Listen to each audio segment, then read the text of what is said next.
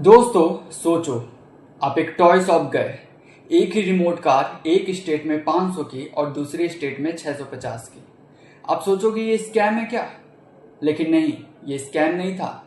ये था इंडिया का ओल्ड टैक्स सिस्टम। हर स्टेट अपना अलग टैक्स लगाता था और इसी कंफ्यूजन को खत्म करने के लिए आया था जीएसटी। लेकिन अब आया है जीएसटी 2.0, जो आपकी जेब और देश की इकोनॉमी दोनों का गेम बदलने वाला है। आप एक चॉकलेट खरीदने गए। पहले चॉकलेट पे लगता था अलग अलग टैक्स। स्टेट बॉर्डर क्रॉस करोगे तो अलग टैक्स, पैकेजिंग पर अलग टैक्स, ट्रांसपोर्ट पर अलग टैक्स। मतलब एक सिंपल चॉकलेट का प्राइस समझना भी एक मैथ्स एग्जाम जैसा हो जाता था। फिर 2017 में आया जीएसटी और कहा अब एक चॉकलेट का एक ही प्राइस पूरे इंडिया में। Simple, clear, one nation and one tax.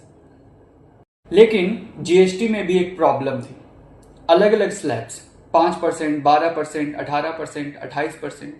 आपको हर बार गेस करना पड़ता ये चॉकलेट 5% स्लैब में आती है या 18%। और इसी कंफ्यूजन को खत्म करने के लिए आई है जीएसटी 2.0।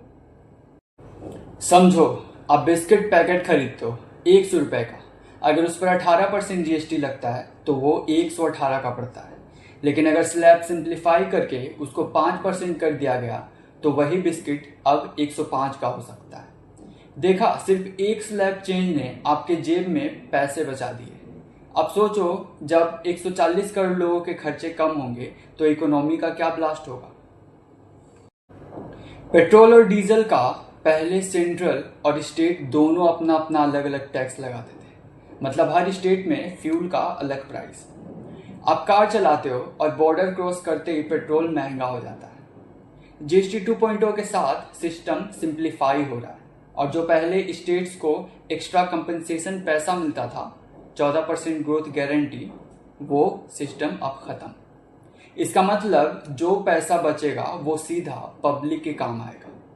यानी पेट्रोल डीजल जैसे रोज के खर्चे पर आम आदमी को सीधा फायदा मिल सकता है। आप एक मोबाइल फोन खरीदते हो 20,000 का। अगर जीएसटी रेट घट जाए तो फोन का प्राइस 19,000 हो सकता है। लेकिन अगर कंपनी ने बेनिफिट आपको पास नहीं किया तो वो फोन फिर भी 20,000 में बिकेगा। मतलब पैसा आपके जेब से एक्स्ट्रा निकल गया और कंपनी प्रॉफिट कमा गई। डेंजर ये है कि अगर कंपनीज ईमानदारी से काम नहीं करती तो जीएसटी 2.0 का फायदा आपको कभी नहीं मिलेगा।